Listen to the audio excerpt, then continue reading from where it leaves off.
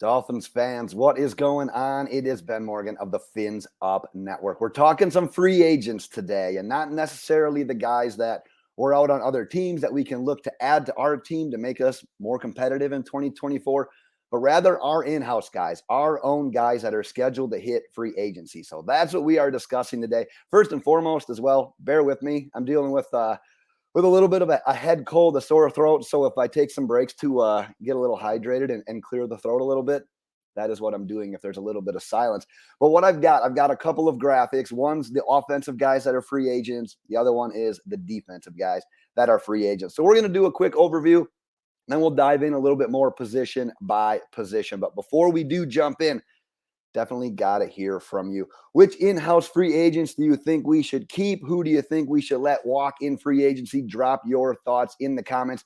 And if you haven't done so yet, I ask you, the only thing is, please get subscribed if you haven't done so yet. That would be great.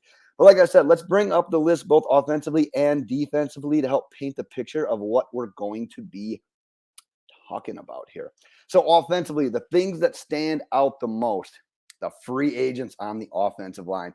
Count them, 3 guys that were week 1 starters. It's Robert Hunt, it's Connor Williams, it's Isaiah Wynn. And then you got to add another 2 guys that received significant snaps due to injury, obviously being Kendall, Lamm, and Robert Jones. The other area that you would like to probably focus in on here is at wide receiver. And no, it's not the household names. You're not seeing Tyreek. You're not seeing Waddle on there. But it's essentially the mess of options that we had on the field who were alongside Tyreek and Waddle. I guess also known as some of the guys that filled in when those 2 were hurt, because obviously we saw a lot of that this year as well. Let's bring up the defense real quick before we go into a deeper dive on some of these positions. Hands down, free agency, in-house free agents, the biggest thing that stands out is that interior defensive line.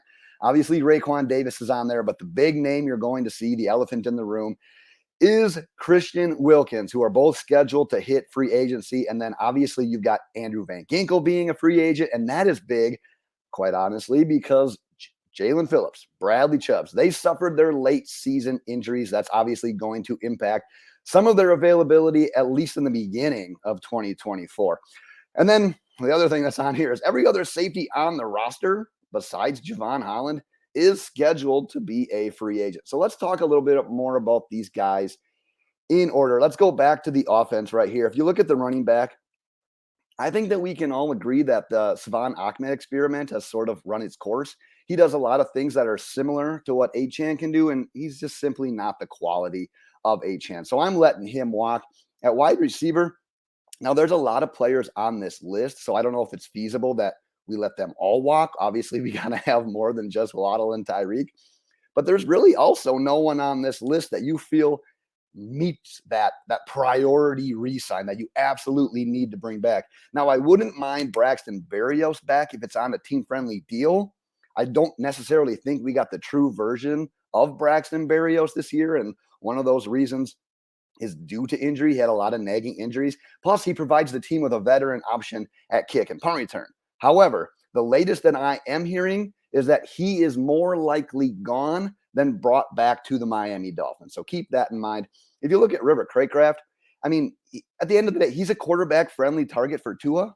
However, if he were to be re-signed, I'd say that it's likely that he finds himself in that camp battle for the team's final wide receiver spot, which he has done the last 2 years, which is definitely a possibility. And I guess I should say it shouldn't be ruled out given his history with the team. As for Cedric Wilson coming back, I don't see it. That signing of Cedric Wilson a couple of years ago, that's ultimately going to go down as a failure. Not necessarily his fault either. Just happened to be signed shortly before, hey, guess what? Tyreek Hill is available. We're going to go ahead and add him. So that obviously limited the role that we needed a guy like Cedric Wilson to fill. So I don't see him coming back. Robbie Chosen, Chase Claypool, I mean, they were fun experiments, right? I'm not quite sure that they're going to ever result into more than that. I was told that Miami was interested in bringing Chase Claypool back if he would have been interested in moving to tight end. However, he doesn't appear to be as interested in making that switch, so likely don't expect him back, at least at this point in time. Offensive line, I mean, this is this is a spot when you look at the names on that list, I'd be happy with 5 of these 6 guys coming back, and it's the obvious 5. But financially and injury related, I just don't see that working out. In my opinion, Robert Hunt is the priority. If I was going to make a priority re-sign this offseason, especially on the the offensive side of the ball, it's got to be Robert Hunt for me. He's 27 years old. He's a former second-round pick. He's turning into exactly what you wanted him to be when you drafted him. So, yeah, he's a priority free agent signing for me this offseason. Connor Williams is the next big piece on the offensive line, at least as it relates to free agency. He's only 26, but obviously coming off another major knee injury is a huge, huge concern. Right now, the signs are pointing towards probably letting Connor walk and moving forward with the new center in 2024. Man, it's hard to not go back to the offseason when. Remember when he was doing that kind of that mini holdout? He wanted the new deal this offseason. Well, now there's a chance that if he doesn't sign with Miami, he might have to sign a prove-it deal somewhere before he gets anything too big financially. So when you think back and say, man, why are these guys holding out? Well, Connor Williams in 2023 is an exact reason why these guys hold out, why they want to get their money while they can. Let me do one thing here real quick so that I can keep this back up on the screen, and I'll grab my drink. All right. So we finished up with Connor Williams. Going on to some other guys on this offensive line right here. An interesting name to follow, in my opinion, is going to be Isaiah Wynn.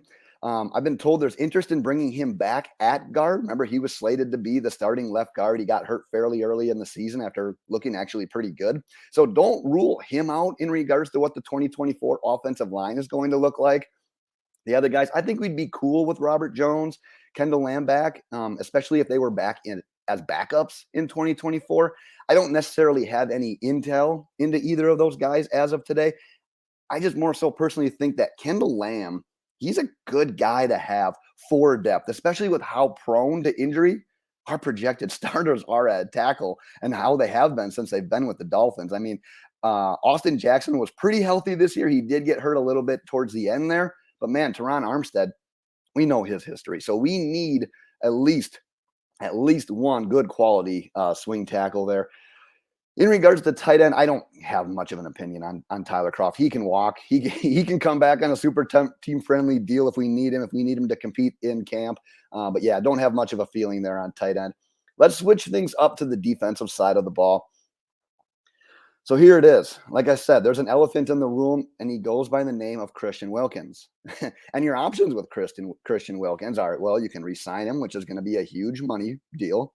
You can franchise tag him, which is obviously going to cost you a lot for 1 year, or you could tag and trade him, try to get something back out of him, or you can simply let him walk. Now, my preference, because I'm a big Christian Wilkins fan, is that we just reach a realistic long-term deal with him. And I say the word realistic because, God, we have so much money already tied up into this position with Zach Sealer and everything. It's like, man, do you want to try to get both of these guys in here?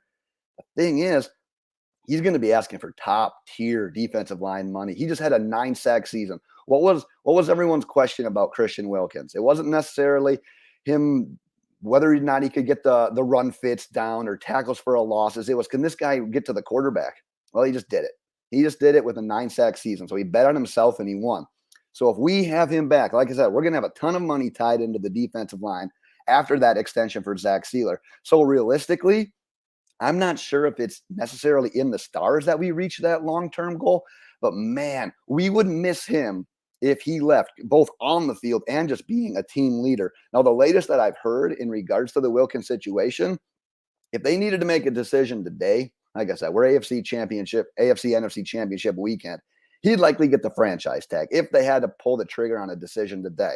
So we'll obviously monitor this one heavily throughout the offseason, but that's at least what I have in regards to him today. As for Raekwon Davis, I mean, if we sign Christian Wilkins, I don't think it's remotely possible to bring a guy like Raekwon Davis back. If we let Christian Wilkins walk, then maybe re-signing Raekwon is in the realm of possibilities. But I've also heard that Miami's not going to be breaking the bank for anyone like that. It would have to be a very, very team-friendly deal in order to get Raekwon Davis back.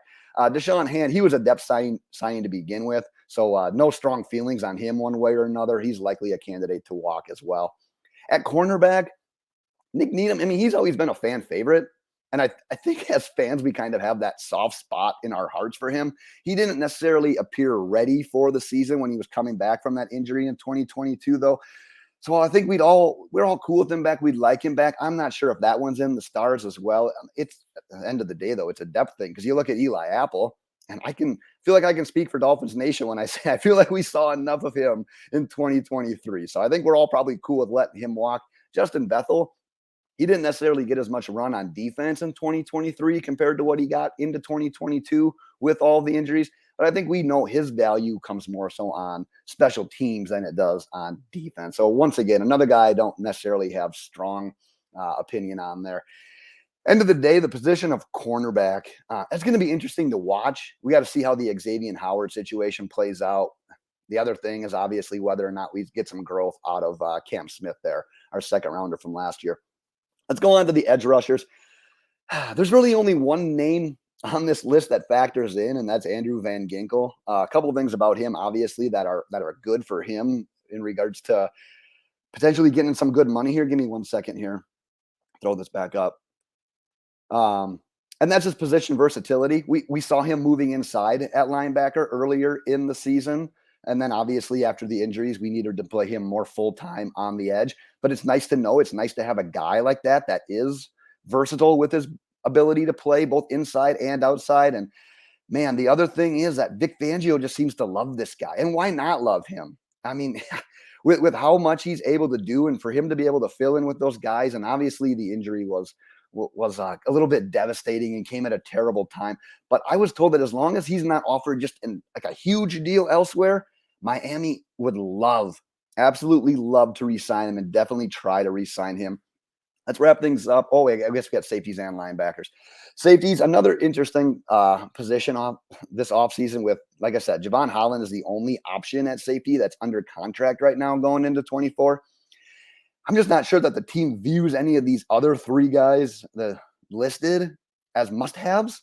I mean, Deshaun Elliott was fine. Maybe at the right price, he can come back. But Brandon Jones, he's not a great fit in a Vic Fangio scheme. And Elijah Campbell, I mean, he's been fine as well, but he doesn't fall into that gotta-have category for me either. So I really think that the position of safety could look very different in 2024 compared to 2023.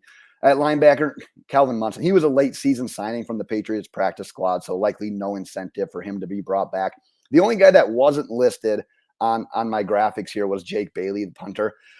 I'd assume that he'll walk. My money would be on us probably having another punter here in 2024 compared to 2023. I don't think Jake Bailey was knocking anyone's socks off with his punts this year. But that's what I have got for today's video, Dolphins fans. Like I said, we got a long offseason ahead of us. We'll talk other teams' free agents as well, but I at least wanted to take a dive into the guys that we had in our building yet in 2023. So like I said, I want to hear from you. Who's your priorities to re-sign? Who are you cool with letting walk? Drop your thoughts in the comments. Let's carry on the conversation there. That is my time for today, Miami Dolphins fans. And until next time, fins up.